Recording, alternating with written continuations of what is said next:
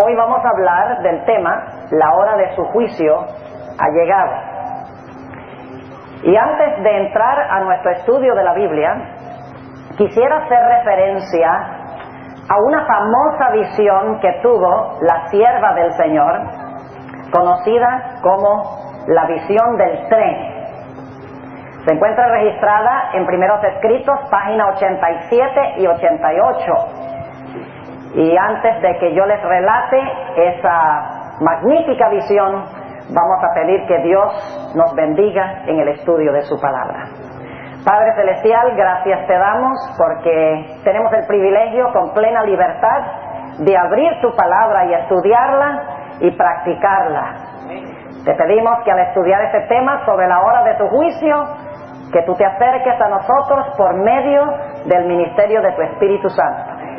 Abre nuestras mentes y corazones para recibir la semilla de la verdad, para que esa semilla germine, crezca y fructifique. Gracias, Señor, por escuchar nuestra oración. En el nombre de Cristo Jesús. Amén.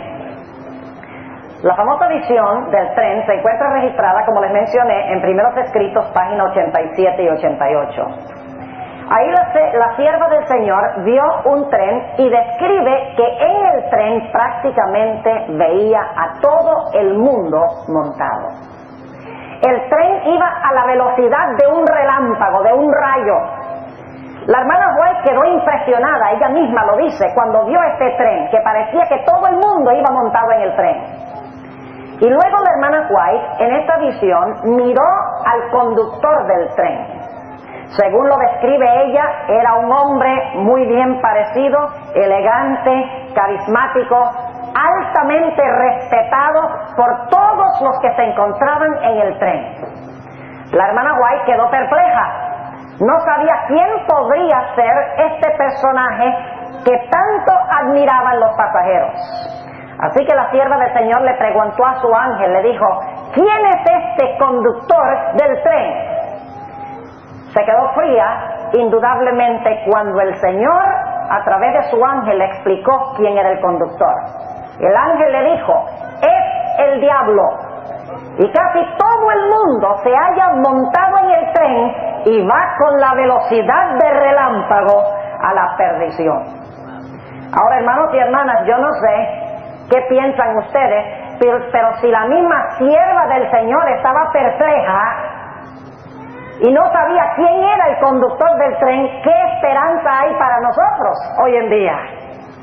El diablo tiene tremendos engaños preparados para la raza humana. Y este engaño específico del cual habla esta visión es el engaño del espiritismo. En el año 1848, en la ciudad de Rochester, Nueva York, se realizaron unos fenómenos muy extraños en la casa de unas hermanas, las hermanas Fox. Se escucharon unos golpes misteriosos, las hermanas Fox hacían preguntas y unas entidades invisibles contestaban sus preguntas dando golpes en la pared. En esta visión, Dios le mostró a la hermana White que estos fenómenos espiritistas iban a ir en aumento hasta que finalmente pareciera que todo el mundo iba a ser engañado por estos fenómenos. Solamente 2 años después de los golpes misteriosos y después que la hermana White recibiera esta visión del tren, un senador del estado de Wisconsin, que también fue gobernador del estado de Wisconsin, era un espiritista. En 1850, este hombre, con el nombre de N.P. Talmage, fue a una sesión espiritista para consultar a una medium y pedirle a la medium que le hiciera aparecer un muerto. Esto lo está haciendo el senador y gobernador de Wisconsin de aquella época, en el año 1850. Este individuo, bien reconocido, gobernante en los Estados Unidos, cuando fue allá a donde estaba la medium, le dijo a la medium que le hiciera comparecer a alguien del mundo de los difuntos. Y cuando supuestamente se apareció el espíritu de un difunto llamado William Channing, que supuestamente había vivido en vida, se llamaba William Channing, y ahora después de muerto se le estaba apareciendo al senador Talmage a través de esta medium. La pregunta que le hizo este individuo, Talmage, a este espíritu supuesto del difunto es: ¿qué significan todos estos fenómenos que se están realizando? Estos fenómenos espirituales, entidades que parecen estar hablando del mundo de los difuntos. Aquí está la respuesta que le dio este supuesto espíritu del difunto William Chaney. Dijo lo siguiente: es nuestro propósito unir a la humanidad en armonía y convencer a los escépticos de la inmortalidad del alma. Dos propósitos, según esta entidad que hablaba supuestamente del mundo de los espíritus en todo este movimiento. Uno, unir a toda la humanidad en armonía, y dos, convencer a los escépticos en cuanto a la inmortalidad del alma. 3 años más tarde, el mismo senador y exgobernador N.P. Talmage nuevamente fue a otra médium espiritista para hacer comparecer supuestamente a otro difunto. Esta vez se apareció una entidad con el nombre de Juan C. Calhoun, y nuevamente el senador y exgobernador le preguntó a este supuesto espíritu de los difuntos cuál era el propósito de todas estas manifestaciones espiritistas. Y aquí está la respuesta: mi amigo, a menudo se pregunta qué bien puede resultar de estas manifestaciones. Yo le responderé: es para unir a la humanidad en armonía y para convencer a los escépticos en cuanto a la inmortalidad del alma. La misma respuesta dada 3 años después. La sierva del Señor vio en esta visión del tren que estas manifestaciones espiritistas iban a ir en aumento hasta que prácticamente todo el mundo iba a ser cautivado por estos engaños. Por esas razones que nosotros necesitamos tener bien en clara la doctrina en cuanto al estado de los muertos. Alguna persona dirá: bueno, pastor, usted dijo que iba a hablar de la hora del juicio esta mañana. ¿Qué tiene que ver el estado de los muertos con la hora del juicio? Quiero decirles que hay varias ideas conectadas con la idea del juicio. Primero, usted no puede hablar de juicio sin hablar de la ley. Porque la Biblia dice que seremos juzgados por la perfecta ley de la libertad. Los cristianos que dicen que la ley fue clavada en la cruz no pueden explicar cómo, si fue clavada en la cruz, algún día seremos juzgados por la ley. ¿Cómo puede haber sido clavada en la cruz si seremos juzgados por esa ley? La ley todavía está vigente. Usted no puede hablar de juicio sin hablar de la vigencia de la ley. Segundo, está conectado con el juicio la idea de que Dios es el creador y nosotros somos sus criaturas. ¿Por qué razón? La razón por la cual Dios tiene el derecho de juzgarme a mí y de juzgarlo a usted es porque Él nos creó, Él es nuestro Señor y Él tiene derecho de exigir cuentas por la forma como nosotros hemos vivido. Usted no puede desconectar la idea de que Dios es el creador de la idea del juicio, porque es necesario que todas las criaturas comparezcan ante el gran tribunal de su creador para responder por lo que han hecho con sus vidas. Otra idea que usted no puede desconectar de la idea del juicio es la doctrina del estado de los muertos, y les voy a explicar por qué razón. La mayoría de las iglesias hoy en día enseñan que cuando usted se muere, si usted fue bueno, usted se va a ir al cielo en el momento de la muerte. Si fue malo, en el momento de la muerte usted se va al infierno. Y una iglesia enseña un lugar intermediario que si fue medio malo o medio bueno, se va al purgatorio para continuar purificando sus pecados. Es decir que para las iglesias hoy en día, en su vasta mayoría, la persona recibe su recompensa cuando se muere. ¿No es cierto? Ahora, ¿qué tiene esto que ver con la doctrina del juicio? Nosotros los adventistas siempre hemos creído que el hombre no recibe su recompensa cuando muere, sino que recibe su recompensa ¿cuándo? Cuando el Señor Jesucristo regrese en poder y en gloria. Ahora, si nosotros recibimos la recompensa cuando Cristo venga en poder y gloria, entonces no la recibimos cuando nos ¿qué? Cuando nos morimos, lo cual significa que entre la muerte y cuando usted recibió su recompensa, usted tiene que haber estado descansando en el sepulcro. ¿Me están entendiendo lo que estoy diciendo? Es decir, la idea del juicio, como lo enseña la Biblia, elimina la idea de que usted recibe su recompensa cuando se muere y va para el cielo o va para el infierno. Porque cuando la Biblia dice la hora de su juicio ha llegado, está hablando de cierto momento en el desarrollo histórico. Si usted dice que se fue cuando se murió al cielo o al infierno, entonces ¿para qué Dios va a convocar un juicio en el cielo en determinado momento de tiempo? Si la persona ya está en el cielo o está en el infierno, ¿para qué un juicio? ¿Están entendiendo lo que estoy diciendo? Así que la idea del juicio está estrechamente conectada con la doctrina del estado de los muertos. Y yo quiero hablar de todas estas ideas relacionadas en nuestro tema de esta mañana. Abran sus Biblias conmigo al libro de Génesis, el capítulo 2 y el versículo 7. Génesis, el capítulo 2 y el versículo 7. Un texto muy bien conocido por adventistas, pero vamos a mirarlo esta mañana desde otra perspectiva, fresca, nueva. Dice aquí: formó pues Jehová Dios al hombre del polvo de la tierra. Ahora, ¿cuántos de ustedes alguna vez han tratado de hacer algo de polvo? ¿Cuántos han tratado de hacer un muñeco de polvo? ¿Usted puede hacer un muñeco de polvo? No. Usted trata de formar la cabeza del muñeco de polvo y ¿qué pasa? El polvo se desmorona. Pero el polvo que Dios usó no era polvo seco, era polvo mojado. Vamos a Isaías 64 para que ustedes vean. Guarden su lugar ahí en Génesis. Vamos un momento a Isaías, el capítulo 64 y el versículo 8. Les voy a mostrar que la Biblia dice que Dios hizo el cuerpo de polvo, sí, pero era polvo mojado, era lodo, era barro. Dice allí en Isaías 64 y el versículo 8 lo siguiente: ahora pues, Jehová, tú eres nuestro Padre. Nosotros, ¿qué cosa? Lodo o barro.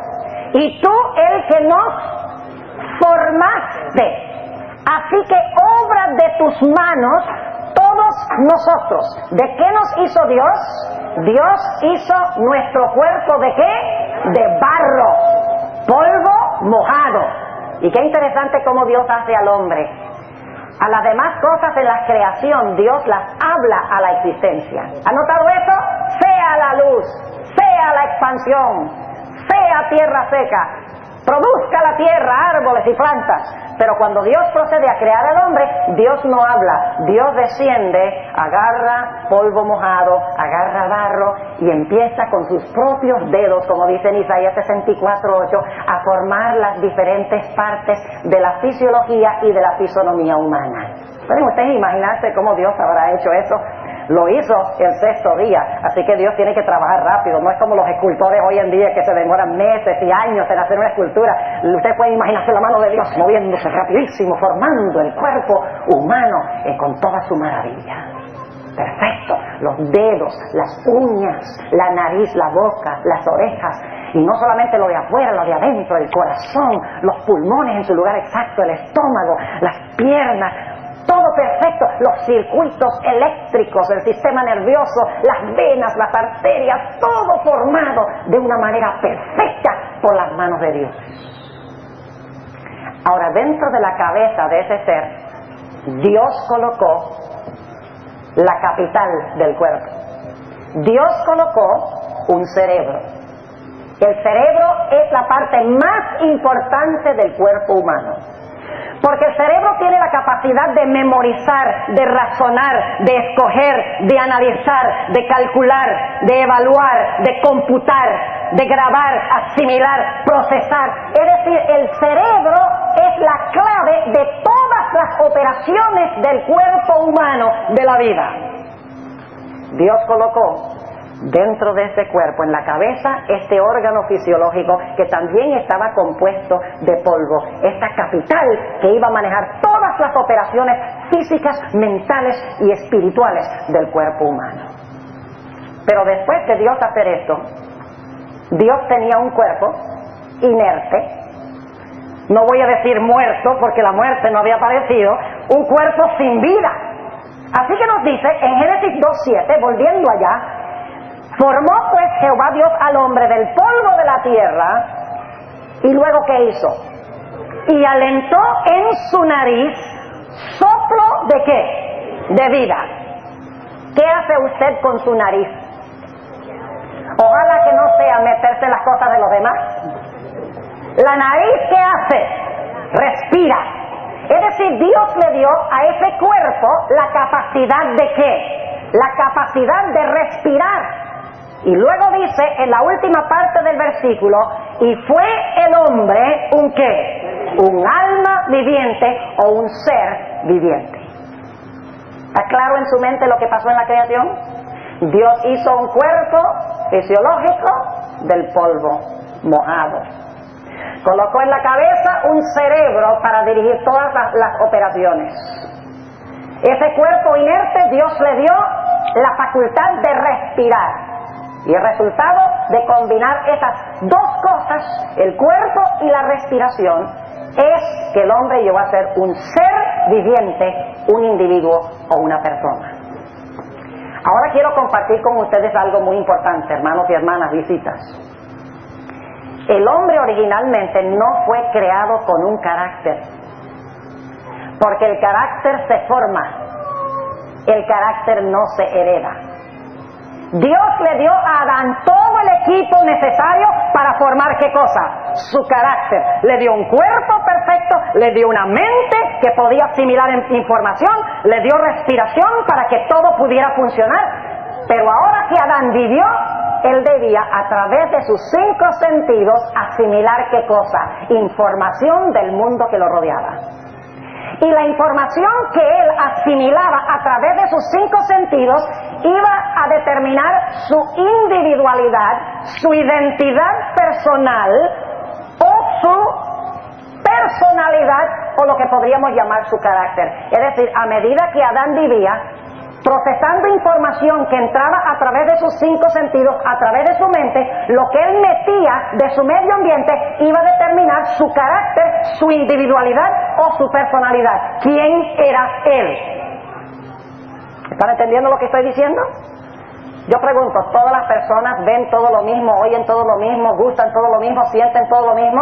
¿O todas las personas son diferentes en lo que procesan? Son diferentes. Y lo que usted mete determina quién es usted. Lo que usted mete determina su carácter. Por eso los sentidos se conocen como las avenidas ¿de qué? Las avenidas del alma, porque como lo que usted ve, lo que usted oye, lo que usted siente, etcétera, determina quién es usted, porque toda esa información determina sus pensamientos, sus sentimientos y sus acciones. Así que Dios hace a Adán, y ahora Adán, cuando abre los ojos y cuando empieza a vivir, empieza a procesar información a través de ese cerebro y empieza a formar su identidad personal, empieza a desarrollar su individualidad o su carácter. ¿Cuántos años vivió Adán? A ver, hagamos un examencito aquí. ¿Cuántos años vivió Adán? Vivió 930 años. ¿Cuánta información creen ustedes que Adán asimiló en 930 años? ¿Creen ustedes que Adán era una persona distinta a los 930 años que cuando recién fue creado? ¿Había desarrollado su individualidad personal distinguida de los demás? ¿Sí o no? ¿Tenía un carácter único suyo? ¿Tenía una personalidad única suya por lo que había metido a través de los 5 sentidos? ¿Están conmigo o no están conmigo? ¡Claro que sí! Tenía un carácter mucho más maduro, desarrollado, una individualidad, personalidad, etcétera, cuando murió que cuando fue creado. Porque a través de esos 930 años metió a través de los 5 sentidos información. Esta información formó su individualidad, su personalidad o su carácter. Pero ahora quiero hacerles una pregunta. ¿Qué pasa cuando Adán murió? ¿Qué pasó con su cuerpo? Vamos a ir al libro de Eclesiastés. Y vamos a entrar ahora en un territorio nuevo. Yo sé que ustedes han oído estas cosas, pero ahora vamos a entrar en terreno nuevo y vamos a hacernos una pregunta que muy raras veces se hace en la iglesia adventista cuando estudiamos este tema del estado de los muertos. ¿Dónde dije que íbamos? Muy bien, Eclesiastés, el capítulo 12 y el versículo 7. Eclesiastés 12 y el versículo 7 dice, hablando del proceso de la muerte, y el polvo se torne ¿a la qué? A la tierra, ¿Cómo qué? ¿Cómo era? ¿Cómo era cuándo? Como era antes de nacer. Dice, el polvo se torne a la tierra como era.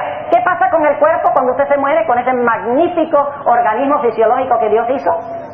Vuelve al qué? Al polvo y se desintegra.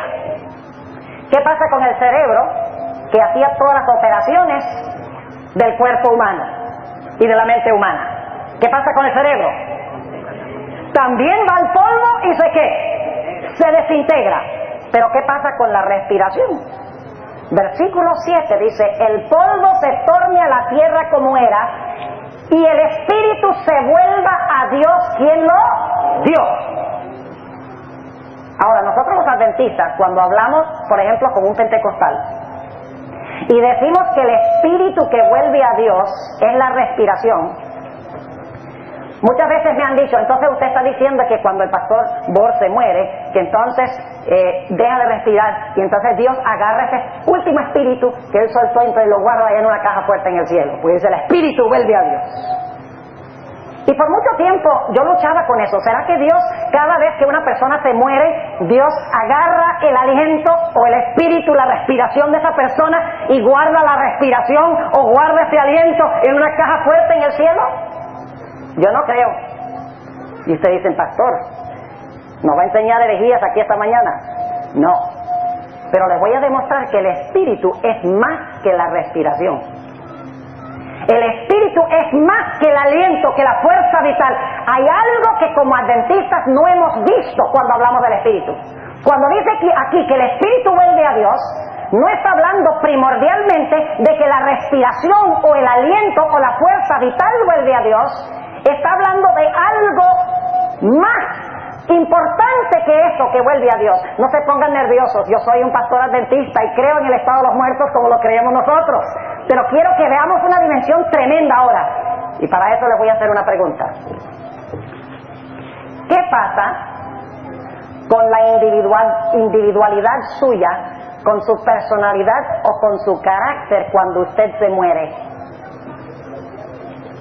La individualidad que usted desarrolló, digamos Adán, 930 años desarrolló una vida, una forma de hablar, pensamientos, información procesada y programada. ¿Qué pasa con la individualidad o la identidad personal o con el carácter que formó Adán durante 930 años?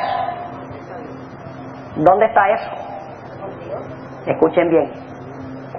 Está escrita en el cielo, en los libros de Dios.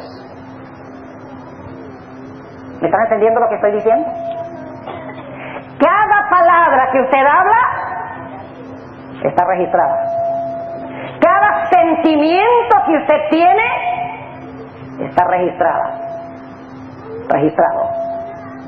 Cada acción que usted desempeña está registrada. Es decir, Dios tiene una copia exacta de usted en los libros celestiales, sin faltarle nada. Todo lo que usted procesó a través de sus 5 sentidos, todo lo que usted hizo, todo lo que usted pensó, todo lo que usted sintió, todo lo que usted habló, está indeleblemente grabado allá. Es decir, en los libros celestiales hay otro Esteban Bor en forma escrita. Ahora, déjenme compararlo de esta forma para que lo puedan entender mejor. ¿Dónde se encuentra Cristo personalmente hoy? ¿Dónde está Cristo personalmente? En persona. En el cielo, en el santuario celestial. Pero en la tierra está en un libro. ¿A dónde me encuentro yo personalmente hoy? En Caguas. Pero en el cielo estoy en un libro. Es decir, Cristo está en persona en el cielo, pero en la tierra está en un libro. Yo estoy en persona en la tierra, pero en el cielo estoy en un ¿qué? En un libro. Es decir, escuchen bien, que cuando yo me muero, cuando yo respiro por última vez, no es solo la respiración que vuelve a Dios. Dios no tiene que estar agarrando la respiración de cada uno y guardándola por allí. Lo que Dios guarda en el cielo es ¿qué cosa? El registro de nuestra individualidad personal, el registro de nuestro carácter, quién fuimos nosotros en vida. ¿Cuántos están entendiendo lo que estoy diciendo? Se lo voy a comprobar bíblicamente, no creen que aquí estoy hablando de cosas imaginarias. Se lo voy a comprobar con la Biblia y con el espíritu de profecía. Es decir, que cuando usted se fue al sepulcro, cuando usted fue al polvo, el cuerpo al polvo, le salió el hálito o la fuerza vital, se cierra su historia y Dios en el cielo cierra ¿qué cosa? Cierra su libro. Escribe allí en el libro el fin y cierra el libro y guarda el registro. Ahora alguno estará pensando, bueno pastor, ¿será que en el cielo hay un registro exacto de mi persona? La respuesta es que sí. Vamos a anotar algunos versículos rápidamente. Vayan conmigo a Apocalipsis el capítulo 22. Apocalipsis el capítulo 22. Y vamos a leer el versículo 12. Apocalipsis 22 y el versículo 12. Dice, hablando Jesús, he aquí yo vengo presto y mi galardón conmigo para recompensar a cada uno según fuere su obra. Debe tener registradas las obras para recompensarnos de acuerdo a nuestras obras. ¿Debe haber un registro, sí o no? Claro que sí. Noten lo que dice en Mateo, el capítulo 12. Mateo, el capítulo 12, no solamente nuestras obras, sino nuestras palabras. Mateo, el capítulo 12 y los versículos 34 al 37. 34 al 37. Generación de víboras, ¿cómo podéis hacer el bien siendo malos? Hablar el bien siendo malos. Porque de la abundancia del corazón habla la boca. El hombre bueno del buen tesoro del corazón saca buenas cosas, y el hombre malo del mal tesoro saca malas cosas. Mas yo os digo que toda palabra ociosa que hablaren los hombres de ella darán cuenta, ¿cuándo? En el día del juicio. Porque por tus palabras serás justificado y por tus palabras serás condenado. ¿Registra Dios nuestras palabras en el cielo? Sí. ¿Registra nuestras obras en el cielo? Sí. ¿Saben qué más registra? Lo que está en el corazón, las cosas secretas. Vamos al libro de Eclesiastés para que ustedes vean esto. Eclesiastés, el capítulo 12 y el versículo 14. Eclesiastés, el capítulo 12 y el versículo 14 nos dice esto, muy importante. Dice lo siguiente. Y vamos a leer el versículo 13 para el contexto. El fin de todo el discurso oído es este: teme a Dios y guarda sus mandamientos, porque esto es el todo del hombre. Y ahora escuchen: porque Dios traerá toda obra a juicio, el cual se hará sobre toda cosa, ¿qué cosa? Oculta o encubierta, buena o mala. ¿Tiene Dios un registro de nuestros secretos? ¿Sí o no? ¿Secretos buenos y malos? Sí. ¿De nuestras palabras? Sí. ¿De nuestras obras? Sí. Entonces, ¿tiene Dios una transcripción exacta de mi identidad personal en los libros celestiales? Claro que sí. Ahora, permítame hablarles un momentico en cuanto al juicio. Nosotros no comparecemos personalmente ante el tribunal de Dios en el juicio. Yo sé que en 2 Corintios 5:10 dice, porque es menester que todos parezcamos ante el gran tribunal de Cristo. Pero ¿saben cómo es que nosotros aparecemos o nos hacemos presentes en el juicio de Dios? No es en persona, sino es a través de ¿qué? A través de nuestros registros. Ahora permítanme comprobarles este punto. Adán fue el primer ser en vivir en el planeta Tierra, ¿sí o no? Y murió hace algo más de 5,000 años. ¿Dónde ha estado Adán durante esos 5,000 años? ¿Ah? Descansando. ¿Cuándo va a recibir su recompensa? Jesús dice, yo vengo presto y mi galardón conmigo. ¿Sí o no? Así que Adán murió hace algo más de 5,000 años.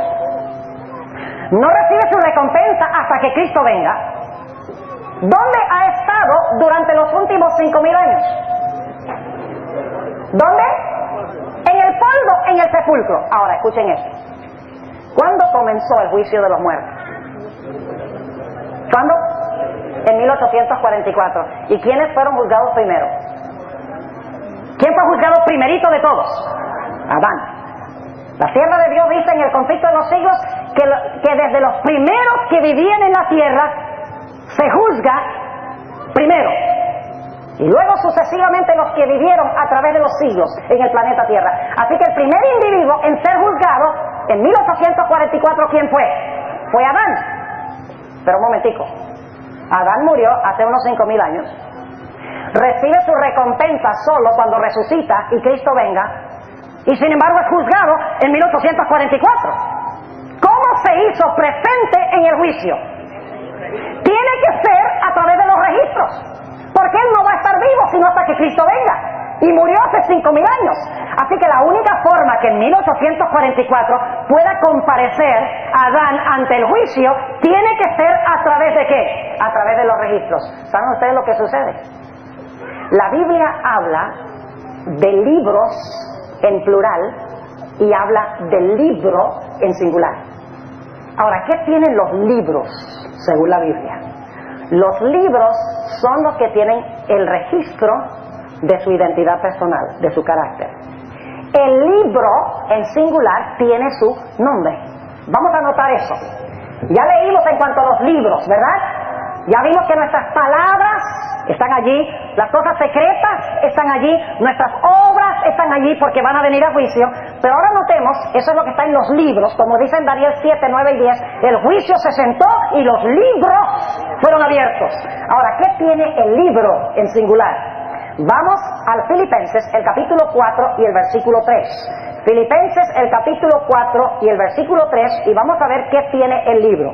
Dice el apóstol Pablo lo siguiente: asimismo te ruego también a ti, hermano compañero, ayuda a las que trabajaron juntamente conmigo en el Evangelio, con Clemente también, y los demás mis colaboradores, cuyos nombres están escritos en el libro de la vida. ¿Libro singular o plural?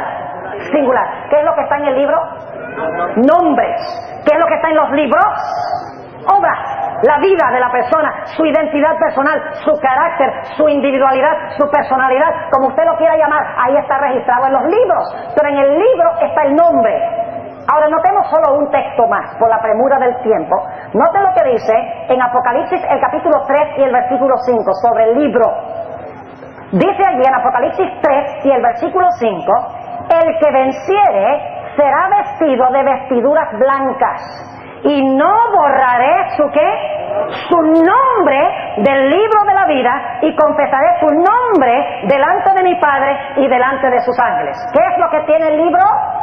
Nombre. ¿Qué tienen los libros? Obras, la vida, la identidad personal del individuo que vivió en el planeta Tierra. Ahora, quiero que nos imaginemos qué es lo que sucede en el juicio. La gente es juzgada según la sierva del Señor, los primeros que vivieron en el planeta Tierra primero, y así sucesivamente cada generación en orden cronológico. Terminando con ¿quiénes? Con los que están vivos en el planeta Tierra. Es decir, el juicio final, la última fase, tiene que ver con juzgar a los que están vivos. Ahora, vamos a usar nuestras mentes. Supongamos que el hermano Juan murió en 1933. Ha llegado el momento del juicio de esa persona en el tribunal celestial, porque Dios sigue en orden cronológico. ¿Y cómo es que Dios sigue en orden cronológico? Aquellas personas que sus nombres han sido ¿qué? Escritos en el libro de la vida. Porque los únicos que son analizados son los que profesaron a Jesús. Antes de la segunda venida solamente son juzgados aquellos que profesaron a Cristo. ¿Sí o no? El juicio de los impíos es durante y después del ¿qué? Después del milenio. Así que pueden imaginarse el hermano Juan, 1933, hoy aparece su nombre ante el juicio. Dios dice: hermano Juan, hágase presente. Porque su nombre, ha llegado su nombre en el libro. Ha llegado su momento. ¿Y ahora qué sucede? Dios dice: tráiganme aquí al hermano Juan. ¿Y cómo se aparece el hermano Juan? Dios lo resucita en ese momento, le da un viaje rapidito al cielo y entonces lo vuelve al sepulcro otra vez. Claro que no. ¿Cómo aparece el hermano Juan cuando llega su nombre ante el juicio? Dios dice: tráiganme los libros. Y vamos a ver por el registro en los libros si su nombre debe estar en el libro. ¿Cuántos están entendiendo lo que estoy diciendo? Levanten la mano si entienden. Vamos a ver por el registro, por su vida, por su carácter, por su individualidad, por su personalidad, por su identidad personal, lo que él hizo durante su vida, una transcripción exacta. Vamos a examinar eso y entonces vamos a ver si su nombre tiene derecho de estar ¿dónde? En el libro. Por eso dice en Apocalipsis 3:5 que el nombre puede ser borrado del libro de la vida.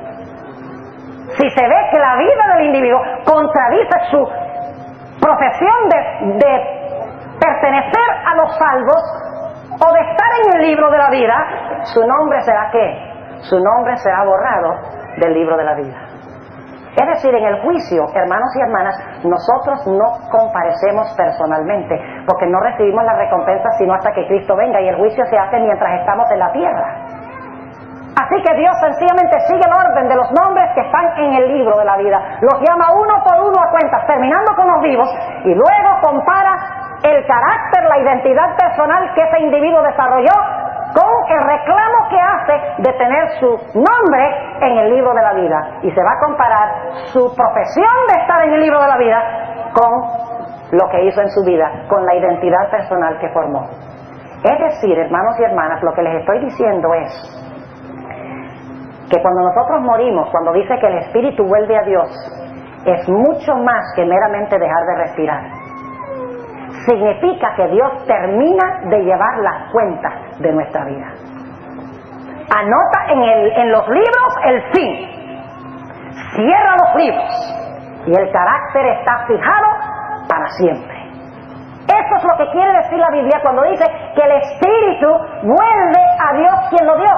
Es decir, nuestro carácter queda fijado para siempre en los libros celestiales. Ahora, ustedes quieren evidencia de eso. Vamos primero a la Biblia.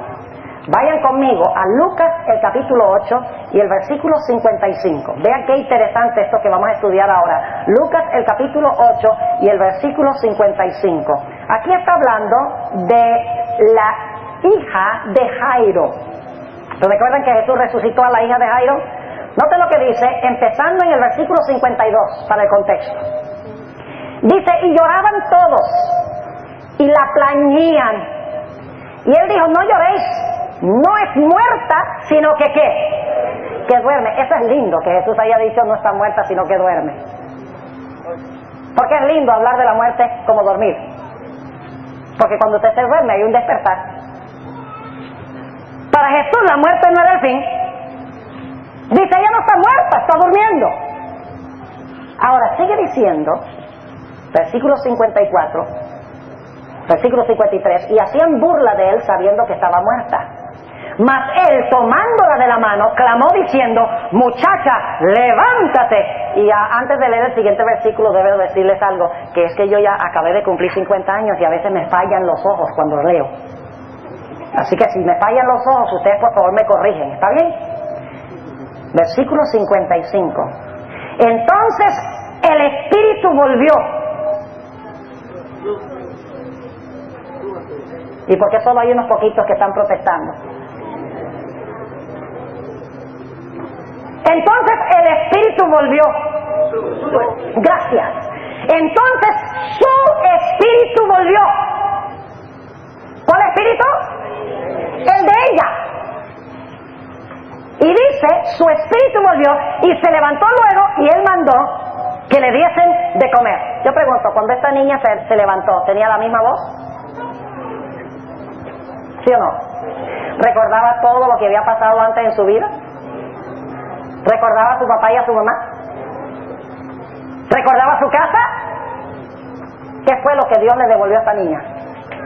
No solo la respiración en blanco, sino que le devolvió su ¿qué? Su identidad personal. Le devolvió su carácter. Le devolvió su identidad. ¿Y de dónde sacó Dios esa identidad para devolvérsela? De los libros celestiales. Hechos 7 y el versículo 56 está hablando de el apedreamiento de mi tocayo, de Esteban. Dice en el versículo 56, y dijo, he aquí veo los cielos abiertos y al Hijo del Hombre que está a la diestra de Dios.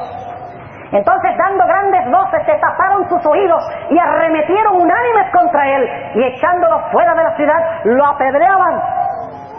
Y los testigos pusieron sus vestidos a los pies de un mancebo que se llamaba Saulo. Y recuerden que tengo malos los ojos. Y apedrearon a Esteban, invocando a él y diciendo: Señor Jesús, recibe el Espíritu. Mi espíritu. Recibe mi Espíritu. ¿Qué estaba diciendo Esteban? Estaba diciendo: guárdame allá. Guarda mi carácter allá en tus libros. Guarda mi identidad personal. ¿Por qué quería Esteban que Dios guardara su espíritu? ¿Por qué encomendó su espíritu a Dios? Porque él creía en la ¿qué? En la resurrección de los muertos. Y tenía la esperanza que Dios le iba a devolver a él quien había sido en vida. ¿Cuántos están entendiendo lo que estoy diciendo? Dice, entonces volvió su espíritu. ¿No entendieron la mayoría? ¿Cuántos entendieron lo que estamos diciendo? Levanten la mano. Ahora noten otro ejemplo. Este es mi favorito porque se trata de Jesús. Vamos a Lucas, el capítulo 23. Lucas, el capítulo 23. Y vamos a leer el versículo 46. Está hablando de nuestro querido Señor Jesucristo. Lucas 23, 46.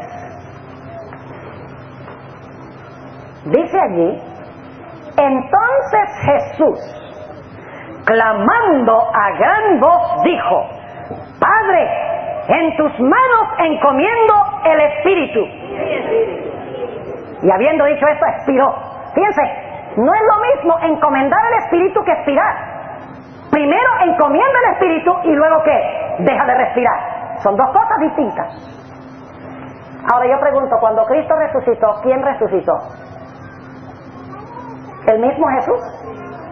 ¿Ustedes creen que Jesús recordaba los días que había pasado con los discípulos? ¿Creen que recuerda las escenas finales cuando lo llevaron ante la corte de Pilato? Cuando lo llevaron ante Herodes. ¿Creen que se acordaba de todas las veces, todo lo que había enseñado en el Sermón del Monte, etcétera? ¿Sí o no? ¿Creen que tenía la misma voz? ¿Tenía el mismo modo de ser? ¡Claro que sí! ¿Y cómo es que Cristo, habiendo estado en el sepulcro desde el viernes y resucita el domingo en la mañana, cómo es que resucita con el idéntico carácter, la misma identidad personal que cuando fue al sepulcro, si había estado totalmente inconsciente y muerto durante ese periodo? ¿Qué hizo Dios?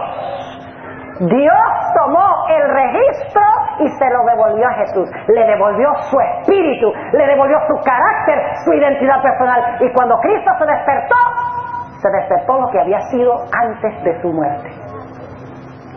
¿Están entendiendo lo que estoy diciendo? Ahora que hemos notado lo que dice la Biblia en cuanto a esto, es necesario ver lo que dice el espíritu de profecía. Permítame leerles una cita extraordinaria de la sierva del Señor. Ella entendió esto muy bien. Esta cita se encuentra en el Comentario Bíblico Adventista, tomo 6, página 1092 y 1093. Escuchen con cuidado lo que ella dice. Lindo esto. ¿A usted le da miedo morir? A mí no. ¿Saben por qué? Porque yo sé que Dios me está guardando allá. Ahora, entiéndame bien, no me está guardando que yo estoy alabando al Señor allá y estoy cantando y estoy consciente. No, lo que guarda allá es ¿qué cosa? Un registro escrito. Pero igual me está guardando. Y la razón por la cual me está guardando el carácter, mi identidad personal, es porque tiene planes algún día de ¿qué? De devolverme eso, o si no, no lo guardaba. Dice la sierva del Señor, escuchen esto: nuestra identidad personal es preservada en la resurrección, aunque no las mismas partículas de materia o sustancia material que entraron al sepulcro. ¿Ustedes creen que Dios tiene que devolverme cada particulita de polvo que yo tenía cuando fui al sepulcro? No le alcanzaría el polvo, porque voy a ser más grande cuando resucite y mejor. ¿Qué de esos que fueron incinerados, cremados, quemados como Juan Hus, que tomaron sus cenizas y las echaron al río y eso se fue al mar y todas las partículas de polvo se fueron para diferentes partes del mundo? ¿Será que Dios tiene que recuperar cada particulita de polvo que tenía Juan Hus para volverlo a hacer? No, porque la clave no es el polvo, la clave es el carácter que tiene el polvo. ¿Me están entendiendo lo que estoy diciendo? Les voy a dar un ejemplo para terminar, de tal manera que les va a quedar esto grabado para siempre. Sigue diciendo la sierva del Señor: nuestra identidad personal es preservada en la resurrección, aunque no las mismas partículas de materia o sustancia material que entraron al sepulcro. Y luego dice: las maravillosas obras de Dios son un misterio para el hombre. Y luego viene esto. El espíritu, que es el carácter del hombre, regresa a Dios y allí es preservado. ¿Captaron esto? Lo repito. El espíritu, que es el carácter del hombre, regresa a Dios y allí es preservado. ¿Qué es el espíritu? El carácter. ¿Y qué pasa cuando morimos? ¿Es qué cosa? Preservado. Sigue diciendo, en la resurrección cada hombre tendrá su propio carácter. Por eso nos vamos a reconocer los unos a los otros. Cuando ustedes vean al pastor Bora allá, espero que ustedes estén planeando, porque yo ya tengo planes listos para estar allá. Pero cuando ustedes me vean allá, ustedes no me van a confundir con José Santos, porque José Santos va a ser santo con su carácter, pues es lo que Dios le va a devolver a él. Y el pastor Bora, mire, mis mímicas y forma de hablar y todo va a ser igual, porque Dios ha guardado un registro exacto del tono de voz, de la mímica, de todos los aspectos del carácter, los ha guardado allá. Noten lo que sigue diciendo la sierva del Señor. En la resurrección cada hombre tendrá su propio carácter. Dios a su debido tiempo levantará a los muertos y les dará de nuevo el aliento de vida, y mandará a los huesos secos que vivan. La misma forma saldrá. Hasta la fisonomía será parecida, me van a poder reconocer físicamente. Pero sigue diciendo ella, la misma forma saldrá, pero estará libre de la enfermedad y de todo defecto. Gracias a Dios por eso. Revivirá llevando los mismos rasgos individuales, de tal manera que amigo reconocerá a amigo. No hay ninguna ley de Dios en la naturaleza que le obligue a devolverle al hombre las idénticas partículas de materia que componían el cuerpo antes de la muerte. Dios le dará a los justos que murieron un cuerpo que le plazca a Él. No tiene que devolvernos las mismas partículas de materia para devolverme mi carácter. Él puede hacer un cuerpo nuevo y meterme el carácter, y ese cuerpo se va a comportar de acuerdo al carácter. ¿Están entendiendo? Ahora, vamos a pensar un momento de los impíos después del milenio. ¿Dios también guarda el registro del carácter de ellos? ¿También guarda la identidad personal de los impíos, sí o no? Cuando ellos resucitan después del milenio, ¿cómo resucitan? ¿Malos? ¿Igual de malos? ¿Por qué? Si en 1000 años, ¿qué ha pasado con el cuerpo de ellos y con el cerebro de ellos? Se ha descompuesto. En 1000 años ellos están vueltos polvo. Pero después del milenio, ¿qué hace Dios? Dios resucita a los impíos, ¿y qué les devuelve? Les devuelve una transcripción exacta de lo que ellos fueron en vida. Les devuelve su identidad personal. Hermanos y hermanas, ¿cuán importante es la formación del carácter? ¿Han oído la expresión de que lo único que vamos a llevar al cielo es el carácter? ¿Saben por qué? Porque lo único que está registrado en el cielo es el carácter, y eso es lo que nos va a dar Dios para llevar allá. Tremendo pensamiento. ¿Cuántos de ustedes tienen algo en su carácter que no les gustaría llevar para allá? ¿Y los que no levantaron la mano, qué? ¿Son mentirosos o qué? ¿O tienen pereza de levantar la mano? Todos tenemos cosas que no nos gustaría que nos devolviera Dios cuando nos devuelva la identidad personal.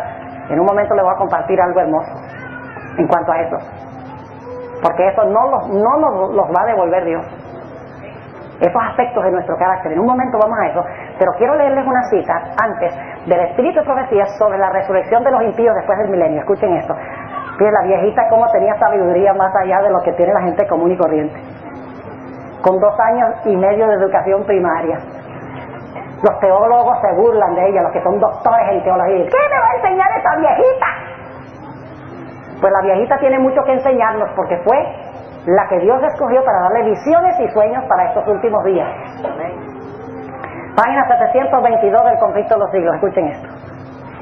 Hablando de los que están fuera de la ciudad. Allí hay reyes y generales que conquistaron naciones, hombres valientes que nunca perdieron una batalla, guerreros soberbios y ambiciosos cuya venida hacía temblar reinos. Y ahora escuchen esto.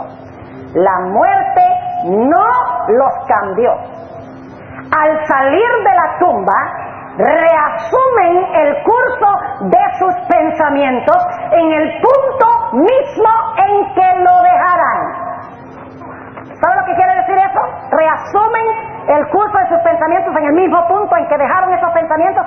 Lo que quiere decir es que si un impío estaba abriendo la boca para decir una maldición y le metieron un tiro, cuando se despierte termina la maldición.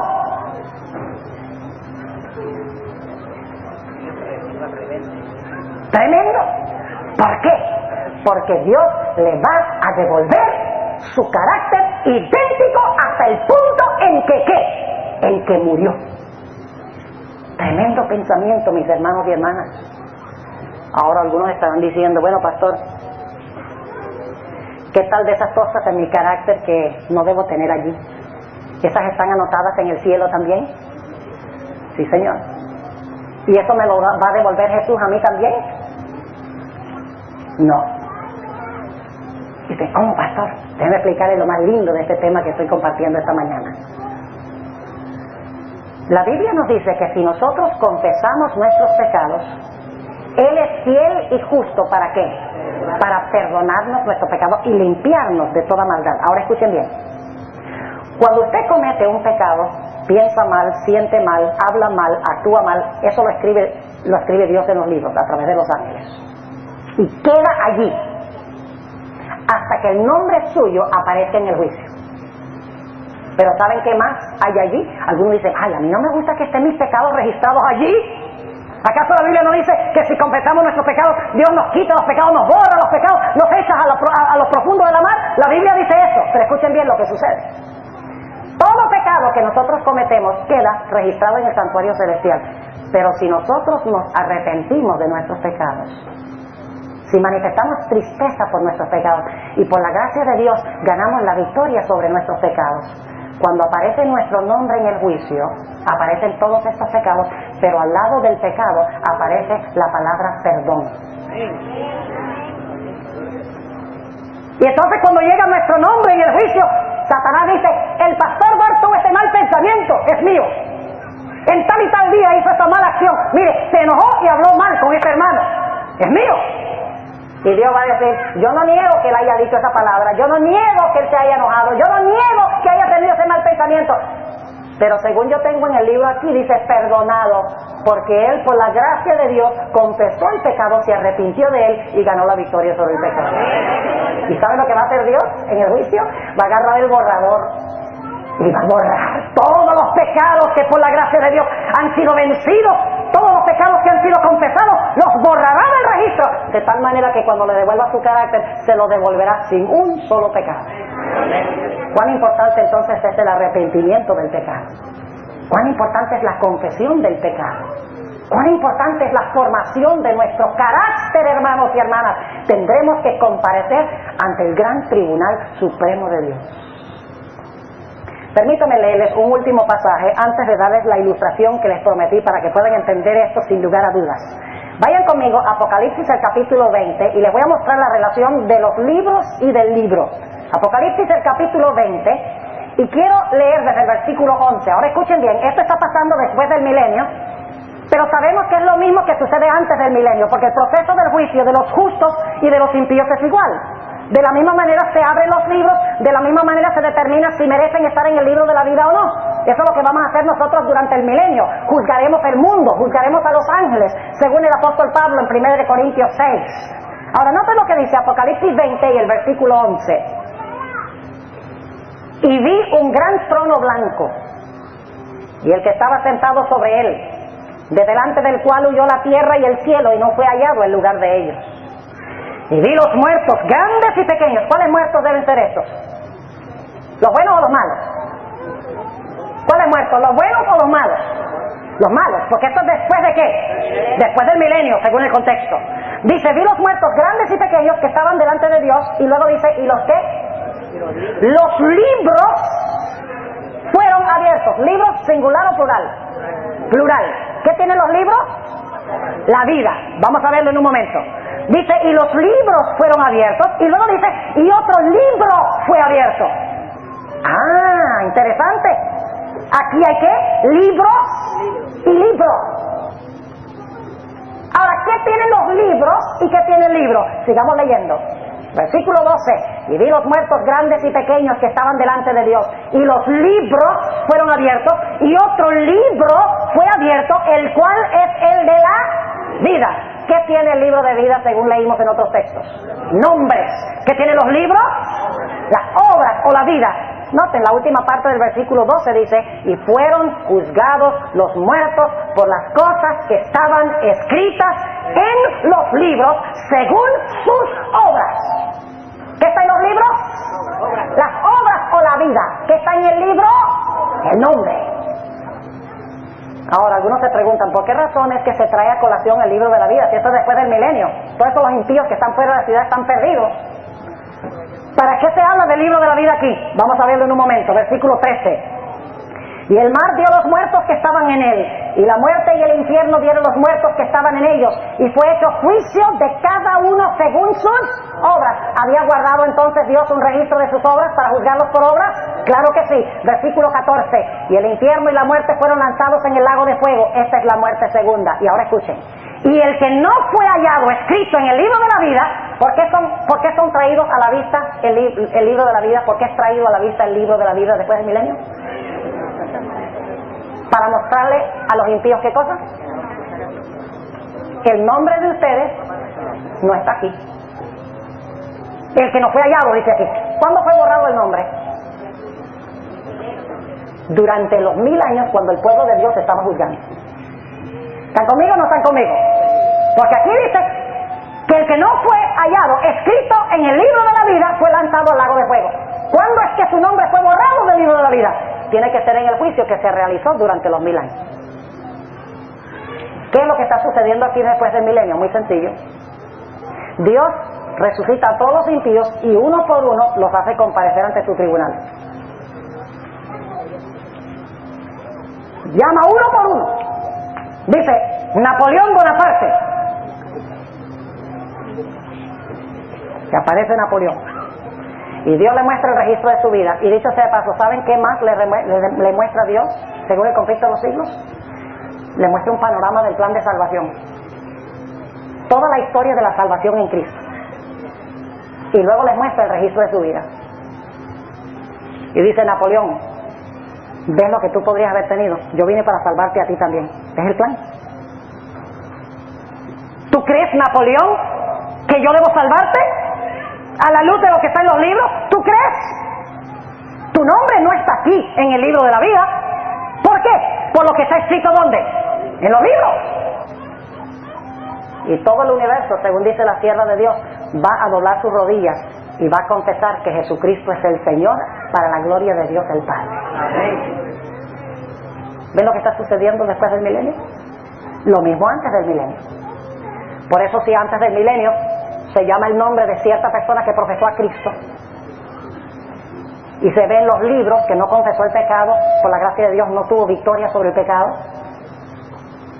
Dios va a decir, mire, esta persona aquí, hay una discrepancia entre su nombre en el libro de la vida y sus obras.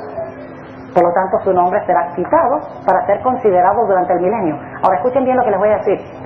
Dios no anda anotando y borrando nuestro nombre todo el tiempo en el libro de la vida. El momento que usted escogió a Jesús como su Salvador personal, Cristo registra su nombre en el libro de la vida. Anota su profesión y lo deja ahí. No crean ustedes que cuando la persona sale de la iglesia y comete adulterio, Dios dice, tráigame el borrador. Y borra a la persona del libro de la vida. Cuando vuelve otra vez a la iglesia, se reentrega a Cristo y dice, tráigame el lápiz. Y anota otra vez el nombre en el libro de la vida. No. Cuando usted acepta a Cristo, su nombre es anotado. Se determinará si usted perseveró hasta el fin cuando se traigan los libros. Y se determinará si usted queda en el libro de la vida o si su nombre será analizado durante el milenio. Ahora déjeme terminar con la ilustración. Los que usan computadoras saben un poquito mejor lo que estoy hablando. Los que saben usar una computadora. Una computadora es, digamos, una máquina material, ¿sí o no? ¿Se compone de materia la computadora? Claro, es una máquina material. Tiene plástico, tiene botones, tiene circuitos, todo compuesto de materia. Ahora, ¿la computadora tiene un cerebro? José Santos es un crack en estas cosas. ¿Tiene memoria? ¿Es capaz de calcular, de analizar, de procesar la computadora, sí o no? Y todo lo hace su ¿qué? Su cerebro. Ahora, cuando ustedes van al almacén y compran una computadora, digamos cierto modelo, 4 personas van y compran el mismo modelo. ¿Están comprando la misma computadora? Sí. La están comprando, la misma. Si tiene el mismo software, el mismo hardware, todo, son 4 Packard Bell igualitos. Se lo llevan a la casa, las 4 computadoras son iguales. Pero yo pregunto, a partir de ese momento, ¿las 4 computadoras son iguales? ¿Qué es lo que hacen los que compraron la computadora? Empiezan a meterle información basado en la capacidad de memoria que tiene la computadora. Bajan cosas del internet, escriben a mano.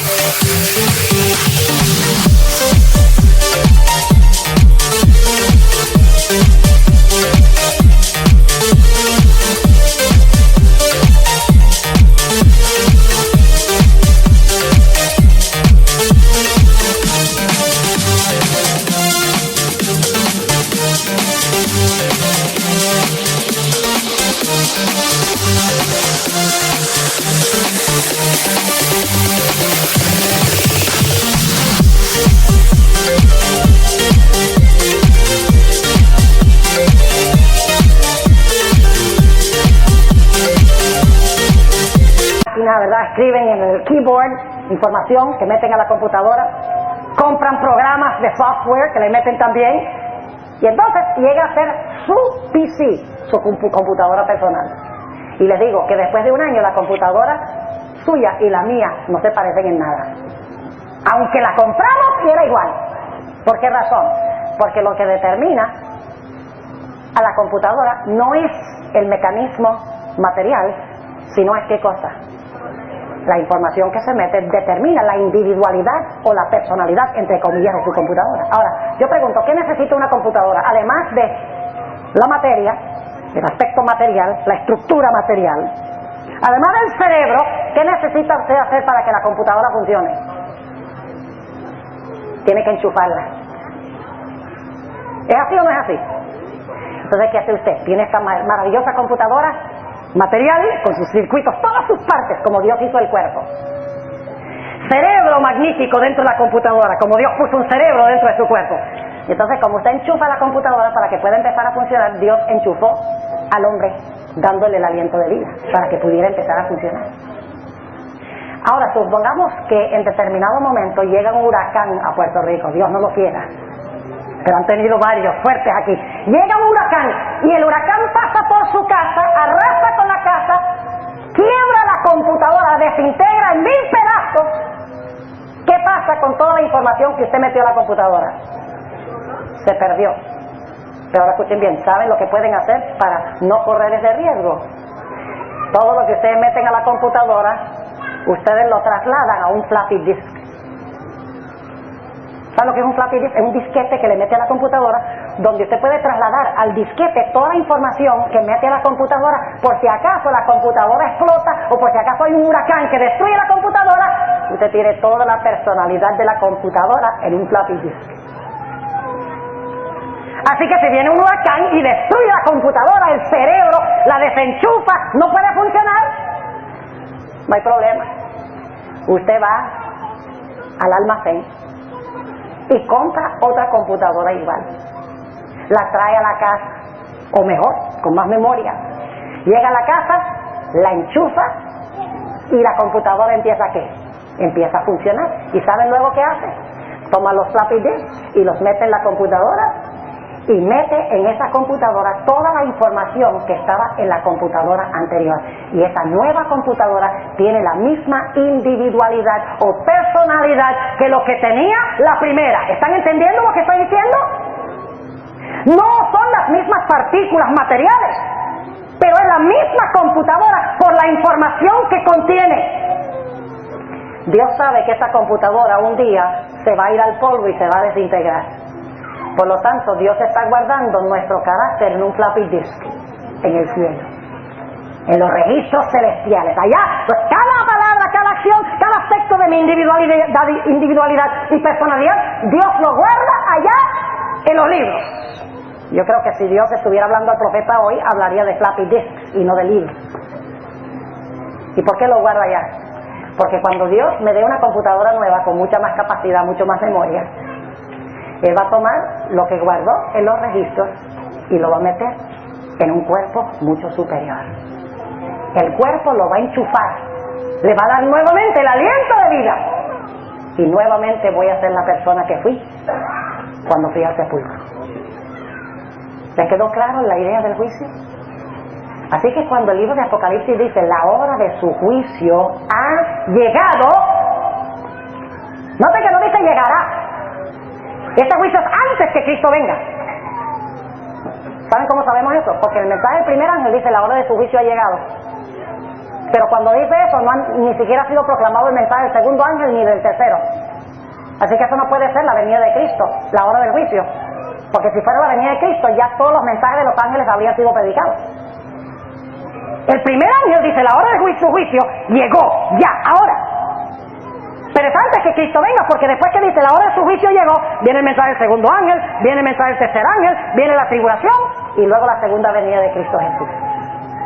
La Iglesia Adventista tiene razón en decir que el juicio es antes que Cristo venga y que en el juicio se va a analizar la vida de cada persona.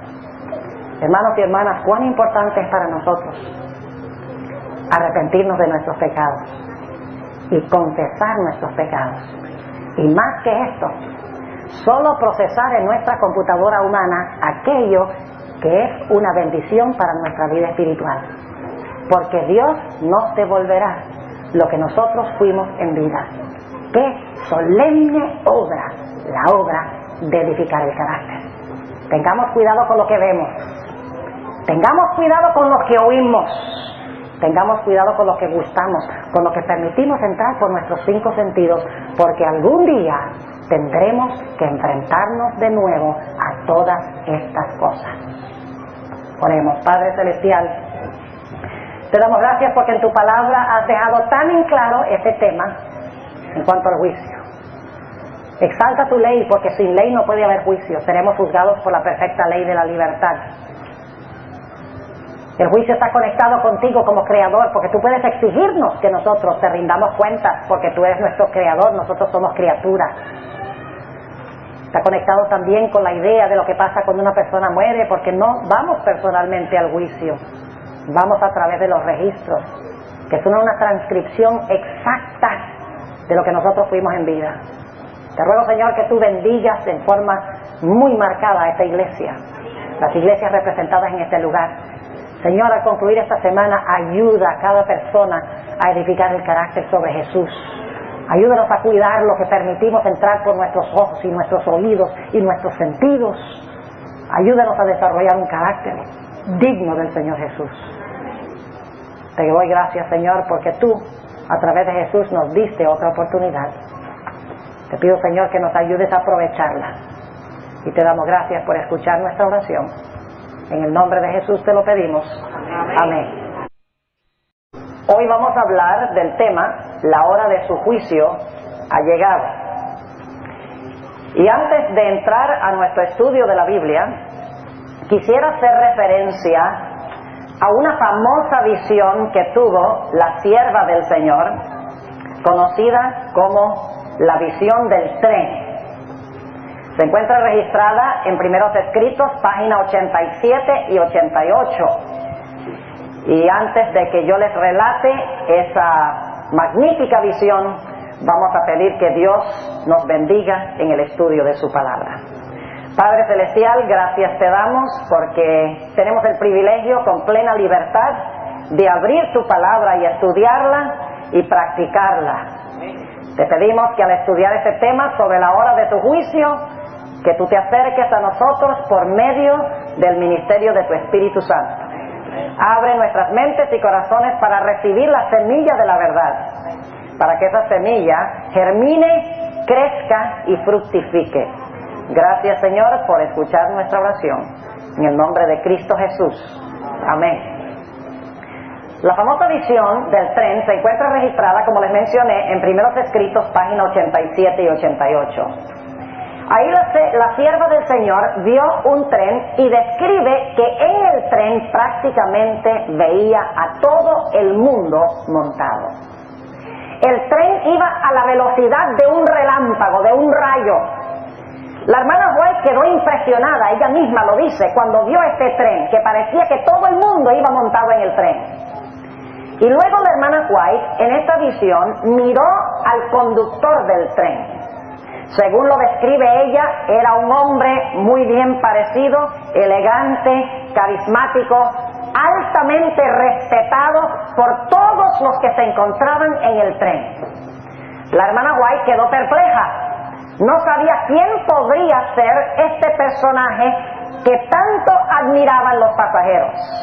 Así que la sierva del Señor le preguntó a su ángel, le dijo: ¿quién es este conductor del tren? Se quedó fría, indudablemente, cuando el Señor, a través de su ángel, le explicó quién era el conductor. El ángel le dijo: es el diablo. Y casi todo el mundo se halla montado en el tren y va con la velocidad de relámpago a la perdición.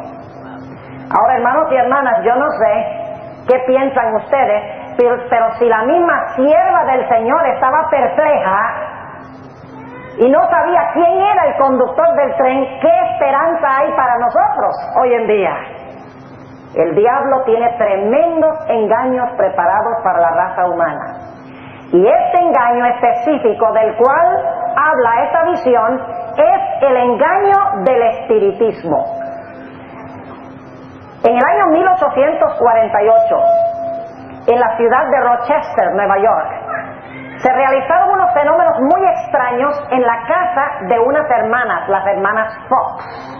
Se escuchaban unos golpes misteriosos. Las hermanas Fox hacían preguntas y unas entidades invisibles contestaban sus preguntas dando golpes en la pared. En esta visión, Dios le mostró a la hermana White que estos fenómenos espiritistas iban a ir en aumento.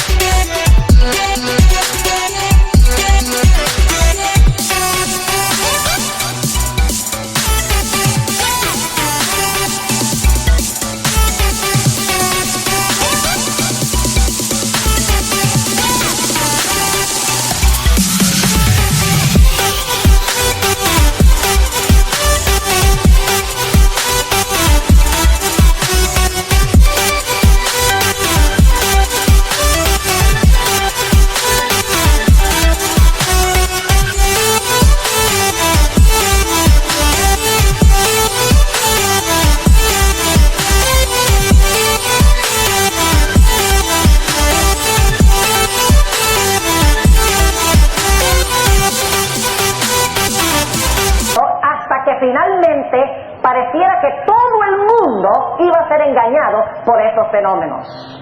Solamente 2 años después de los golpes misteriosos y después que la hermana White recibiera esta visión del tren, un senador del estado de Wisconsin, que también fue gobernador del estado de Wisconsin, era un espiritista. En 1850, este hombre, con el nombre de N.P. Talmage, fue a una sesión espiritista para consultar a una medium y pedirle a la medium que le hiciera aparecer un muerto. Esto lo está haciendo el senador y gobernador de Wisconsin de aquella época, en el año 1850. Este individuo, bien reconocido, gobernante en los Estados Unidos, cuando fue allá a donde estaba la medium, le dijo a la medium que le hiciera comparecer a alguien del mundo de los difuntos. Y cuando supuestamente se apareció el espíritu de un difunto llamado William Channing, que supuestamente había vivido en vida, se llamaba William Channing, y ahora después de muerto se le estaba apareciendo al senador Talmadge a través de esta medium. La pregunta que le hizo este individuo, Talmadge, a este espíritu supuesto del difunto es: ¿qué significan todos estos fenómenos que se están realizando? Estos fenómenos espirituales, entidades que parecen estar hablando del mundo de los difuntos. Aquí está la respuesta que le dio este supuesto espíritu del difunto William Channing. Dijo lo siguiente: es nuestro propósito unir a la humanidad en armonía y convencer a los escépticos de la inmortalidad del alma. Dos propósitos, según esta entidad que hablaba supuestamente del mundo de los espíritus en todo este movimiento. Uno, unir a toda la humanidad en armonía, y dos, convencer a los escépticos en cuanto a la inmortalidad del alma. 3 años más tarde, el mismo senador y exgobernador N.P. Talmadge nuevamente fue a otra medium espiritista para hacer comparecer supuestamente a otro difunto. Esta vez se apareció una entidad con el nombre de Juan C. Calhoun, y nuevamente el senador y exgobernador le preguntó a este supuesto espíritu de los difuntos cuál era el propósito de todas estas manifestaciones espiritistas. Y aquí está la respuesta: mi amigo, a menudo se pregunta qué bien puede resultar de estas manifestaciones. Yo le responderé: es para unir a la humanidad en armonía y para convencer a los escépticos en cuanto a la inmortalidad del alma. La misma respuesta dada 3 años después. La sierva del Señor vio en esta visión del tren que estas manifestaciones espiritistas iban a ir en aumento hasta que prácticamente todo el mundo iba a ser cautivado por estos engaños. Por esas razones que nosotros necesitamos tener bien en clara la doctrina en cuanto al estado de los muertos. Alguna persona dirá: bueno, pastor, usted dijo que iba a hablar de la hora del juicio esta mañana. ¿Qué tiene que ver el estado de los muertos con la hora del juicio? Quiero decirles que hay varias ideas conectadas con la idea del juicio. Primero, usted no puede hablar de juicio sin hablar de la ley. Porque la Biblia dice que seremos juzgados por la perfecta ley de la libertad. Los cristianos que dicen que la ley fue clavada en la cruz no pueden explicar cómo, si fue clavada en la cruz, algún día seremos juzgados por la ley. ¿Cómo puede haber sido clavada en la cruz si seremos juzgados por esa ley? La ley todavía está vigente. Usted no puede hablar de juicio sin hablar de la vigencia de la ley. Segundo, está conectado con el juicio la idea de que Dios es el creador y nosotros somos sus criaturas. ¿Por qué razón? La razón por la cual Dios tiene el derecho de juzgarme a mí y de juzgarlo a usted es porque Él nos creó